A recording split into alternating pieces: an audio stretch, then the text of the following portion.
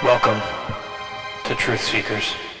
Hello, friends. Good morning, and welcome to the Seiker Podcast on Service of Change Radio, where we challenge reality, question that which has been taught, and hope to inspire a new direction of thought and bring about change.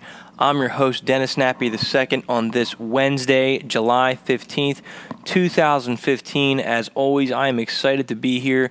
Thank you for listening and starting off your day, or letting me be a part of your day. A lot I want to talk about this morning. As always, I always have a lot to say if you haven't realized.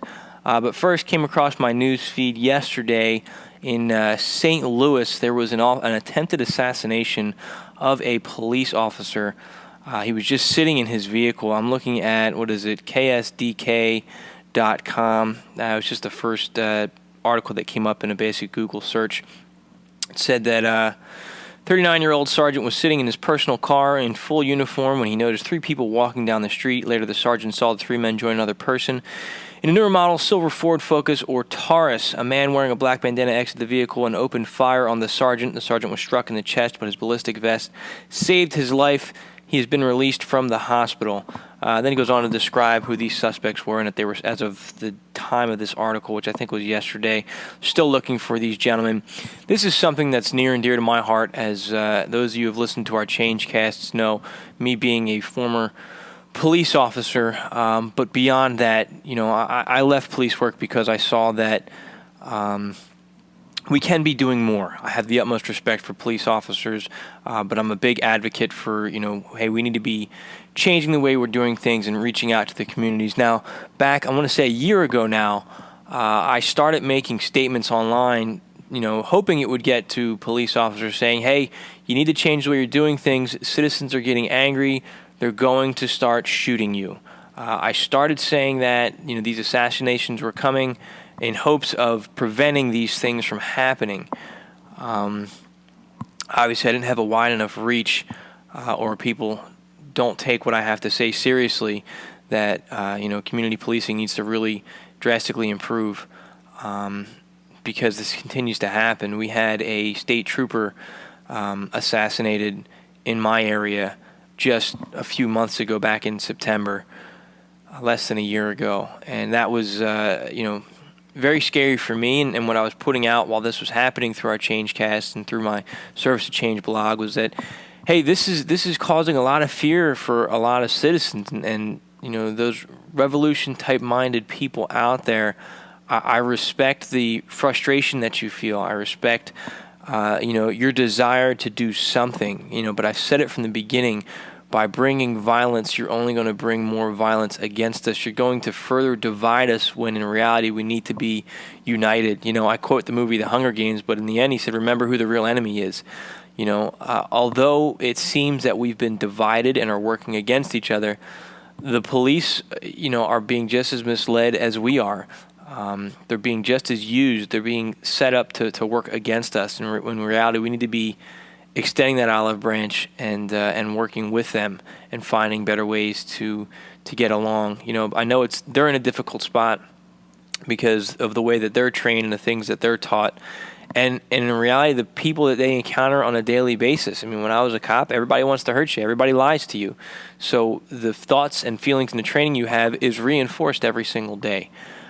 So I just ask that we try to find a more peaceful way, extend that olive branch, try to find those peaceful solutions by investing in your community.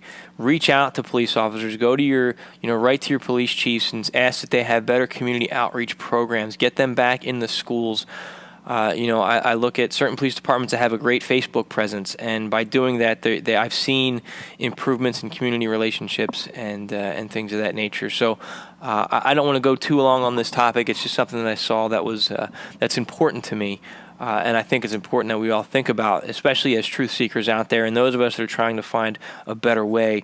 My hope, I'm trying to prevent violent conflict. I think, I say all the time, this is the revolution, but it doesn't need to be violent. We don't even need to take to the streets. We just need to start doing things differently. We can have a peaceful revolution and bring about, all that drastic change that we're looking for.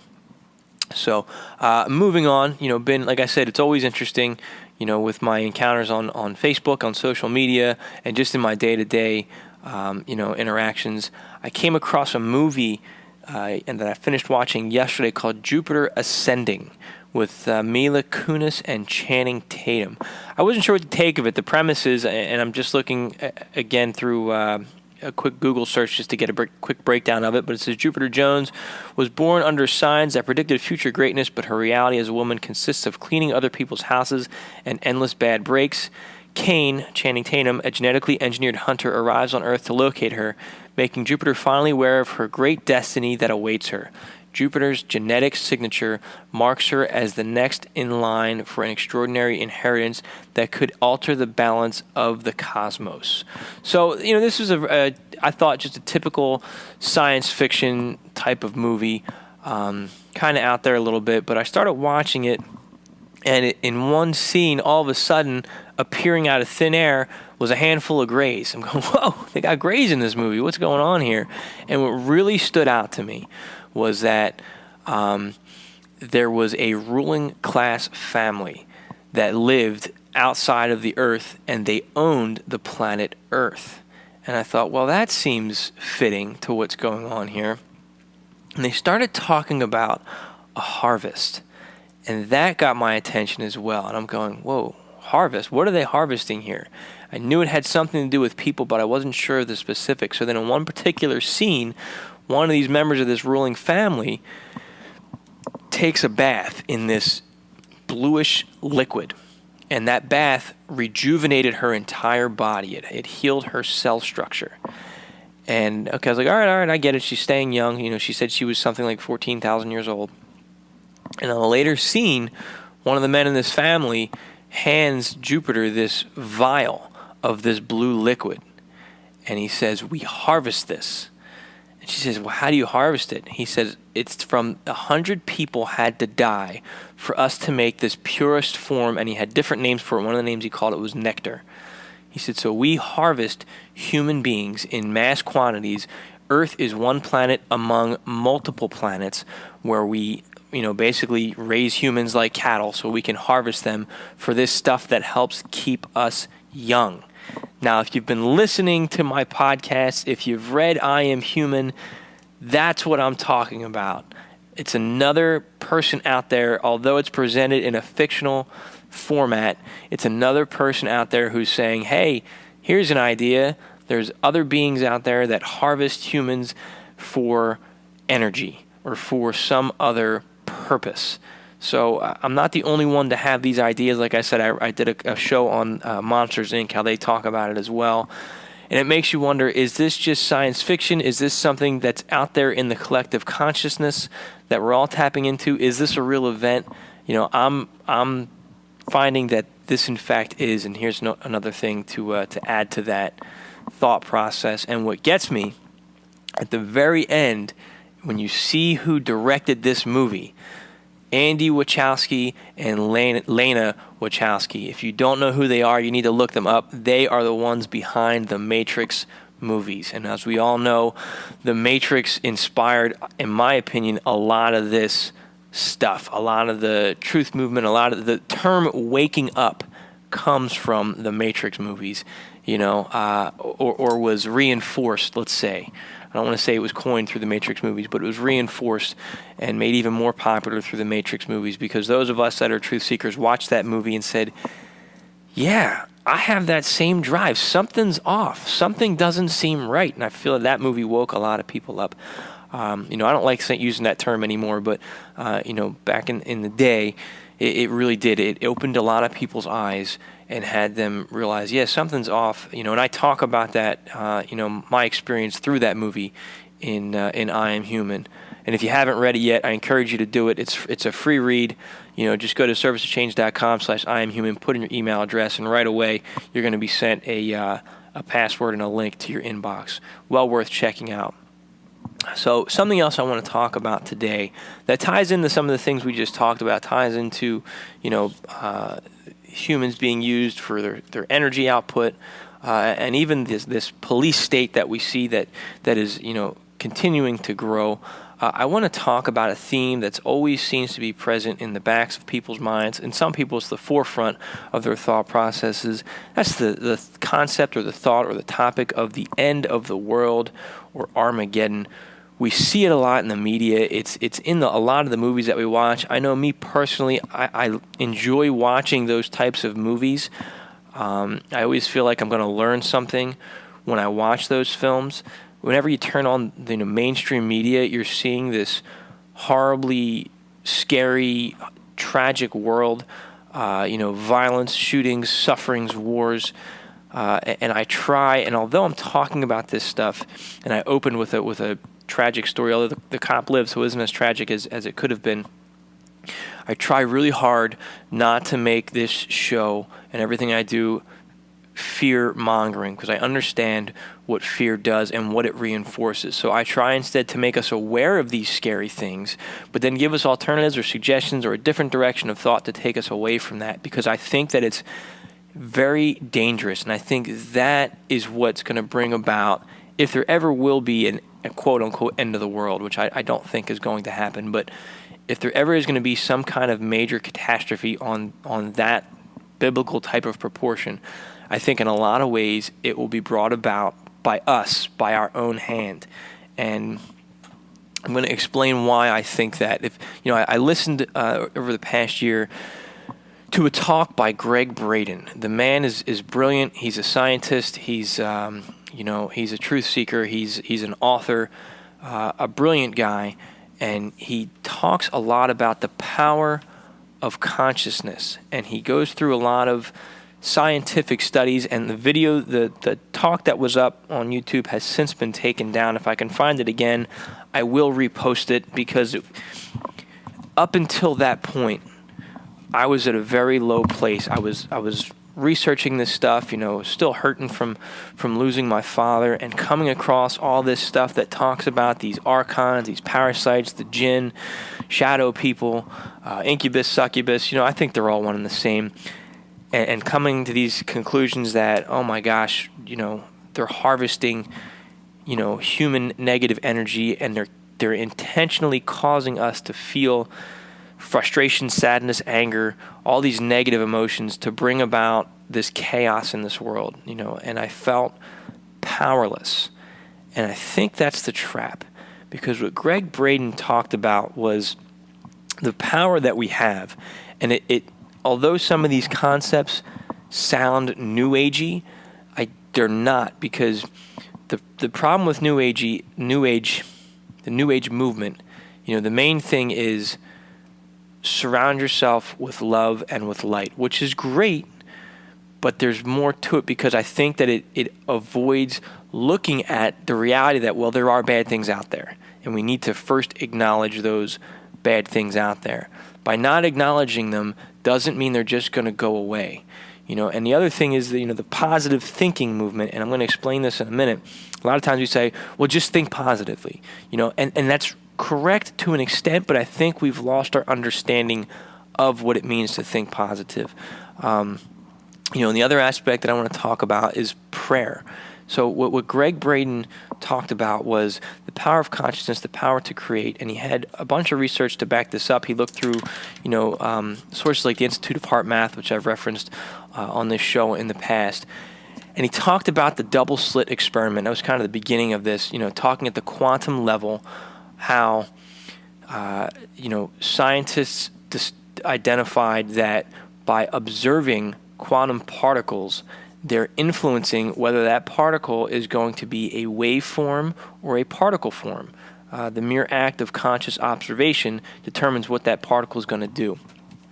So he talked about how humans have the ability to create or manifest things in this world. We are conscious creators.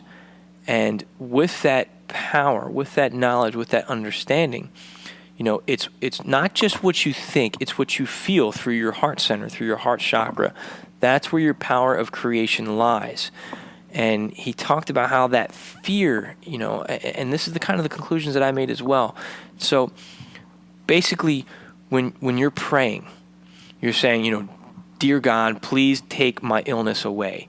What you're actually doing, what you're sending, the language that the universe understands, that's what we're doing. You're learning to connect with the universe. What you're programming into the universe is, dear universe, I'm still sick. I'm still sick. You're not saying, it's not hearing, make me better. It's hearing, well, I want to be better because I'm still sick. So instead, what you need to be putting out there is, you need to be saying a mantra of, I'm healthy. I'm well. I feel great, and you need to start living your life that way by eating those foods that are going to help you to feel better, doing those exercises that are going to help you to feel better, meditating every single day. So it's that conscious creation of manifesting that instead of saying, well, I'm sick, please make me better. Now, taking that line of thought, here's how I look at things right now. When you see the state of the world, when you watch the media and all this negativity out there, what's happening? You're reinforcing in yourself that, oh my gosh, things are so bad. When that negative story gets played, yes, it's important to be informed. It really is. And I think there's a place for those types of stories. But that media is just one piece of that fear that puts that out there. You're sitting there going, oh my gosh, things are bad. There's my proof. So things are bad, things are bad, things are bad, and you're putting it out there.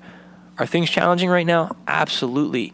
Do we need to acknowledge them? Yes, but you need to also put in there, like I say with service to change, small changes among the masses can have a massive impact around the world. I have that mantra of hope, that mantra of reinforcing the positivity. There's something I can do. There's power that I have out there to prevent this stuff from actually happening. So when you start to understand this, you start stepping out of that reinforcement mantra of despair, of negativity, of there's nothing I can do, and you start to feel empowered, and you start to realize I can make a difference, I can make an influence out there, and there is something that I can do. I look at coming back to this police state that I talked about in the beginning. When people look at this and say, oh my gosh, things are so bad, we need to start a violent uprising, that's going to bring about more of that negativity. It's going to cause the police to be defensive. It's going to cause them to be more aggressive, when they feel threatened, as opposed to taking a different approach to try to build a more peaceful solution. That's just a small example of this stuff. The other thing I want to talk about is to those of you that are preppers out there. I myself always try to be prepared, and the dangers of that, though. And if you watch Doomsday Preppers, it's on Netflix. It's one of my my guilty pleasures I like to watch from time to time. But the mindset of these people is the end of the world is coming. There's going to be a catastrophe. There's going to be a disaster. There's going to be a plague. There's going to be an economic collapse. But that's all they focus on. And what in essence they're doing energetically is reinforcing. They're giving energy to that, saying, this is going to happen, make it happen, make it happen, make it happen. Even though they're trying to prepare, maybe to prevent it or prepare, by preparing for it, they're helping to bring that about. I think that we should be prepared. We should always be prepared, but we should be focusing our energy and our thoughts on not this bad thing's going to happen, but more on this is out there and I'm going to change it, or I am changing it. It needs to be more active in your voice.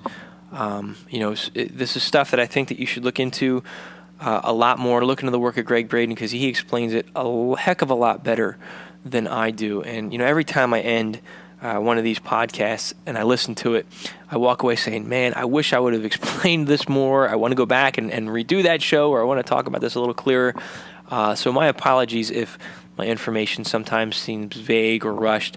I'm trying to keep these within 20 to 30 minutes, and I'm a lot of times freestyling. I have my notes in front of me. I try to pull references where and when I can. But a lot of it also, I'm just kind of speaking from my heart and just letting it go. So I hope that it resonates with you, those of you out there that are listening. I am seeing a steady growing number of people listening to this show, definitely through the YouTube channel. I'm seeing, hits every day. So I thank you. I encourage you to spread the word. Please share these podcasts if it resonates with you through your social media feeds. And I'd love it if you would sign up for my newsletter. You'll get to read I Am Human for free at servicetochange.com/IamHuman. I love to correspond with my readers. I've had a couple people reach out to me over the past couple days and just share some incredible stories that, number one, keeps me going. And number two, reinforces that, yep, I'm not alone, none of us are alone, and something is happening. And we are having real experiences that, although not publicly accepted yet or publicly spoken about openly, and I know they're real, they're really happening, and I think we can find comfort in knowing that at least we understand. So share this stuff with other truth seekers. That helps me out. If you want to support the website, support, this movement of change and our search for truth, my books at servicetochange.com/bookstore, those proceeds definitely go to help out, the costs of running this. Like I said, it's a no budget operation. So any little bit helps. So, all right, I'll stop bugging you with that uncomfortable stuff. I want to thank you again for listening to the Seiker Podcast. I'm enjoying what I'm doing here. And I'm thankful for all of you out there that are listening and supporting the show. I'm Dennis Nappy, the second with Service of Change Radio, where small changes among the masses can have a massive impact around the world. I encourage you to be the change, never stop questioning, and keep an open mind. Thank you.